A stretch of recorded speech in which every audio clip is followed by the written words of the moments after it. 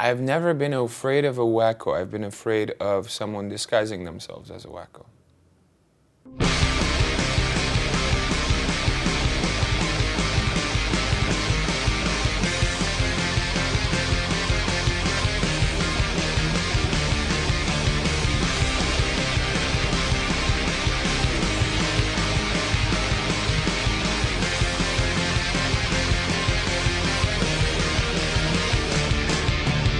Either a kid or a preteen, I think it started from the hypocrisy of the denial of the Armenian genocide within a well-known democracy.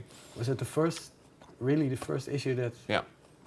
And that's because... it's a personal issue. My grandparents both were survivors, and, you know, so I thought, geez, if something like this is denied because of geopolitical expediency or economics, and how many other truths are there that we need to know about?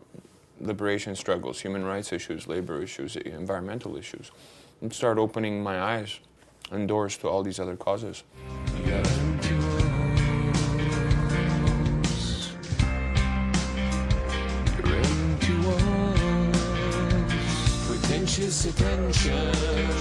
I remember stuff like my school and the streets and just specific visual memories of Lebanon, but I also remember the last few months where the schools were closed down and we couldn't leave the house because there were bombs going off everywhere. And you can hear bombs falling in the sky. And it's a memory that doesn't leave you ever. If you've ever experienced that, whether you're in Eastern Europe or anywhere you've been in the world, if you ever hear a bomb fall, it's something you will never, ever forget. And I think it makes you less likely to ever allow your own government, for whatever reason, to drop bombs on another nation or people. Don't you see their bodies burning, desolate and full of yearning, dying of anticipation, choking from intoxication? Don't you see their bodies burning, desolate and full of yearning, dying of anticipation, choking from intoxication? I thought about that from day one. I thought, you know, he should just pick Denis Kucinich as his running mate.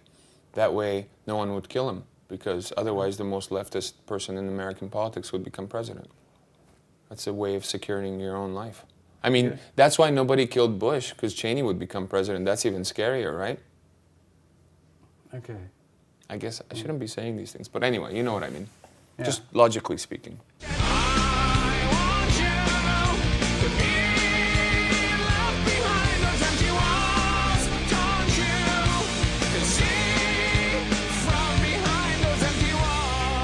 I've done a lot of work for, you know, obviously recognition of the Armenian genocide, and there were certain points in the United States in terms of politics, certain areas of the country and certain times where we were protesting Speaker of the House or stuff like that, where it got a little, you know, we without getting into specifics, we were told that we should be careful. Yeah. Not as a threat, but as an actual heads up. And what did you do? Ducked a lot. Like when on stage, I started moving around much more.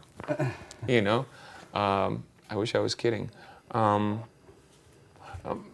know, I had good security people around me that had really good contacts as well with, you know, different agencies and whatnot. So that kind of helped out at the time.